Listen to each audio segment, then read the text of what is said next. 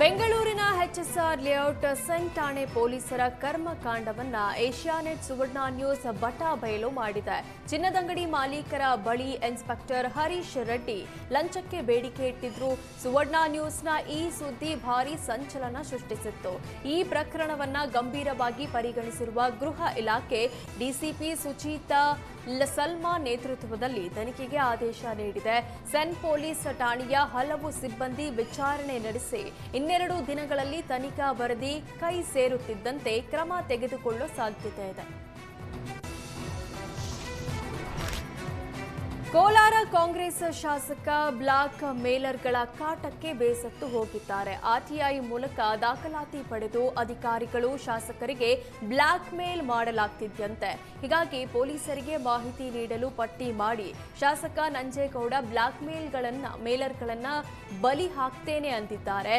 ಶಾಸಕ ನಂಜೇಗೌಡ ಹಗರಣದ ಬಗ್ಗೆ ಆರೋಪಿಸಿದ್ದಕ್ಕೆ ಬಲಿ ಪಡಿತೇನೆ ಅಂದಿದ್ದಾರೆ ಅಂತ ಆಮ್ ಆದ್ಮಿ ಪಕ್ಷ ದೂರು ದಾಖಲಿಸಿದೆ. ನನಗೆ ಪ್ರಾಣ ಭಯ ಇದೆ, ರಕ್ಷಣೆ ನೀಡಿ ಅಂತ ಆಪ್ ಪಕ್ಷದ ವೆಂಕಟಾಚಲ ಮಾಲೂರು ಪೊಲೀಸ್ ಠಾಣೆಯಲ್ಲಿ ದೂರು ಕೊಟ್ಟಿದ್ದಾರೆ.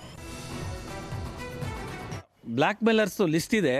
ನನ್ನನ್ನು ಕೆಲವರೆಲ್ಲ ದಾಖಲೆಗಳು ಸರ್ಕಾರಿ ಕಚೇರಿಗಳಲ್ಲಿ ನನ್ನ ವಿರುದ್ಧ ದಾಖಲೆಗಳು ಪಡ್ಕೊಂಡು ಬ್ಲ್ಯಾಕ್ ಮೇಲ್ ಮಾಡ್ತಾ ಇದ್ದಾರೆ, ಅವ್ರನ್ನೆಲ್ಲ ಬಲಿ ಆಗ್ತೀನಿ ನಾನು ಅಂತ ಹೇಳಿ ಒಂದು ಸುದ್ದಿಯಲ್ಲಿ ಅವರು ಹೇಳಿಕೆ ಕೊಟ್ಟಿರೋಂಥದ್ದನ್ನು ಫೇಸ್ಬುಕ್ ಪೇಜಲ್ಲಿ ಗಮನಿಸಿದೆ ನಾನು.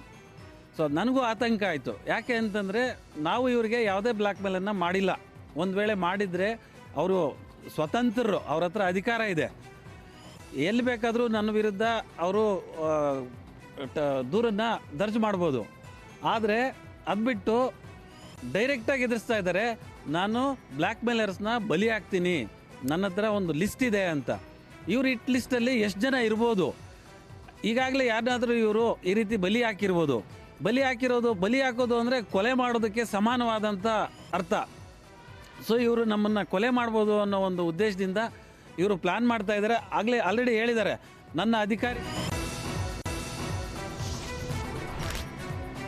ಕಲ್ಲು ಗಣಿಗಾರಿಕೆ ಮಾಡ್ತಾ ಇರೋ ಆರೋಪದಲ್ಲಿ ಕೊಪ್ಪಳ ಸಂಸದ ರಾಜಶೇಖರ್ ಹಿಟ್ನಾಳ್ ಒಡೆತನದ ಕೆ ರಾಜಶೇಖರ್ ಸ್ಟೋನ್ ಕ್ರಷರ್ಗೆ ದಂಡ ವಿಧಿಸಲಾಗಿದೆ.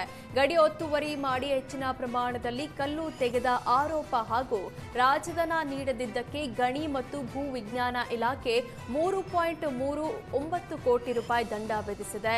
ಅಲ್ಲದೆ ದಂಡ ಕಟ್ಟದಿದ್ರೆ ಕ್ರಷರ್ ಬಂದ್ ಮಾಡುವ ಎಚ್ಚರಿಕೆ ಹಾಗೂ ಠೇವಣಿ ಮುಟ್ಟುಗೋಲು ಹಾಕುವುದಾಗಿ ಗಣಿ ಮತ್ತು ಭೂ ವಿಜ್ಞಾನ ಇಲಾಖೆ ಹೇಳಿದೆ.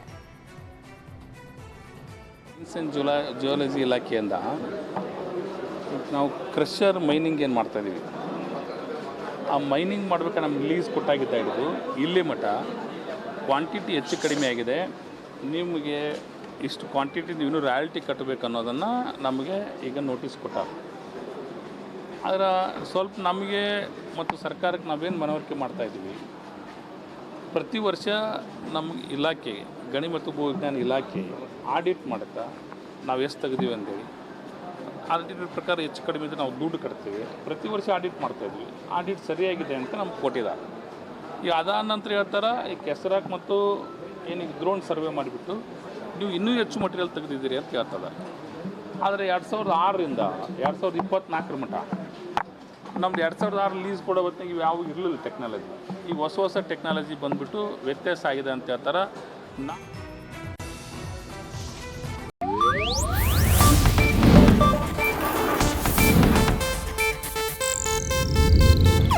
ಇದು ಏಷ್ಯಾನೆಟ್ ನ್ಯೂಸ್ ನೆಟ್ವರ್ಕ್ ಪ್ರಸ್ತುತಿ.